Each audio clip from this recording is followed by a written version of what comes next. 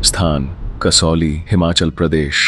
वर्ष 2014। हिमाचल की वादियों में बसा कसौली एक बेहद शांत और खूबसूरत शहर है जहां बादल अक्सर सड़कों पर उतर आते हैं। लेकिन 2014 की उस एक सर्द सुबह ने इस शहर की शांति को हमेशा के लिए एक खौफनाक याद में बदल दिया। यह कहानी चांदनी विला और वहां रहने वाले शर्मा परिवार की है। 27 दिसंबर की सुबह घड़ी में ठीक 6:15 बज रहे थे। कसौली की ठंड हड्डियों को गला देने वाली थी। बुजुर्ग रामदयाल जो चौराहे पर चाय की टपरी चलाते थे, अपनी दुकान का शटर उठा रहे थे। कोहरा इतना घना था कि मुंह से निकलती भाप भी हवा में जमती हुई महसूस हो रही थी। अक्सर इस वक्त तक शहर में थोड़ी हलचल शुरू हो जाती थी, लेकिन उस दिन सड़कें वीरान थीं। तभी रामदयाल की नजर सामने पहाड़ी पर बने चांदनी विला पर पड़ी। वहां शर्मा परिवार रहता था। 40 वर्षीय रवि शर्मा, उनकी पत्नी रिया और उनकी बेटी अनुष्का। पिछले 4 सालों से वे यहाँ खुशहाल जीवन बिता रहे थे। लेकिन उस सुबह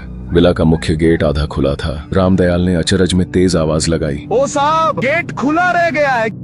उधर से कोई जवाब नहीं आया। सन्नाटा इतना गहरा था कि हवा की सरसराहट भी शोर लग रही थी। तब हवा का एक तेज झोंका आया और विला का मुख्य दरवाजा चर्र चर्र की मनहूस आवाज के साथ धीरे धीरे हिलने लगा। रामदयाल के मन में एक अनजाना भय बैठ गया। उन्होंने लालटेन उठाई और दबे पांव विला के अंदर दाखिल हुए। लिविंग रूम का नजारा देखते ही उनके हलक से एक चीख निकलकर बाहर सन्नाटे में गूंज गई। रामदयाल की चीख सुनकर आसपास के लोग और पुलिस मौके पर पहुंचे।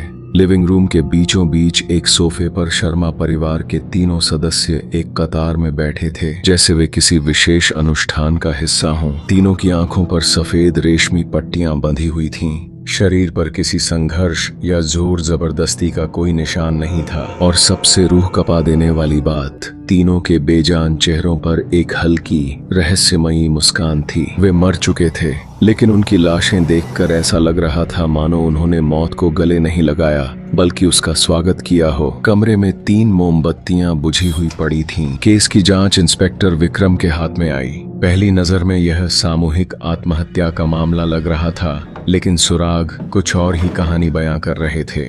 फॉरेंसिक टीम और पुलिस ने पूरे घर की तलाशी ली। घर में न तो किसी जहर की शीशी मिली, न ही किसी हथियार के निशान। सब कुछ अपनी जगह पर व्यवस्थित था। ऐसा लग रहा था कि वे किसी का इंतजार कर रहे थे। तभी इंस्पेक्टर विक्रम को अलमारी के एक गुप्त दराज में एक काली डायरी मिली। उसके कवर पर लिखा था, प्रकाश मार्ग 2012 से 2014। डायरी के पन्ने पलटने पर रोंगटे खड़े करने वाली बातें सामने आईं। उसमें लिखा था, अब हम तीनों के इस नश्वर शरीर से मुक्त होने का समय आ गया है। आकाश से वो दिव्य रोशनी आएगी। डायरी में पिछले 2 सालों की हर गतिविधि दर्ज थी। किस समय प्रार्थना करनी है, किस दिशा में बैठना है और कैसे उस अदृश्य शक्ति का आह्वान करना है। लेकिन इंस्पेक्टर का माथा तब ठनका जब उन्होंने डायरी के आखिरी पन्नों पर गौर किया। पिछले 5 महीनों की लिखावट, हैंडराइटिंग, घर के किसी भी सदस्य की लिखावट से मेल नहीं खा रही थी। सवाल यह था कि एक बंद घर के अंदर परिवार की निजी डायरी में यह चौथा व्यक्ति कौन लिख रहा था।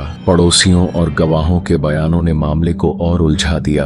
पड़ोसियों ने बताया कि हर रात ठीक 11 बजे विला के अंदर से 1 घंटी बजने की आवाज आती थी, जबकि घर में ऐसी कोई घंटी नहीं थी। सामने वाले घर की एक महिला ने बताया कि उसने कई बार रवि को रात के 12 बजे बालकनी में अकेले बड़बड़ाते हुए देखा था। वह हवा में ऐसे बातें करता था जैसे सामने कोई खड़ा हो। बाजार के दुकानदार ने पुष्टि की कि घटना से 2 दिन पहले ही रवि ने 3 छोटे टूल्स, 3 सफेद पट्टियां और मोमबत्तियां खरीदी थीं। यानी वे अपनी मौत की तैयारी पहले ही कर चुके थे। पोस्टमार्टम रिपोर्ट ने विज्ञान को भी चुनौती दे दी। रिपोर्ट के अनुसार तीनों की मौत heart failure, cardiac arrest due to shock से हुई थी।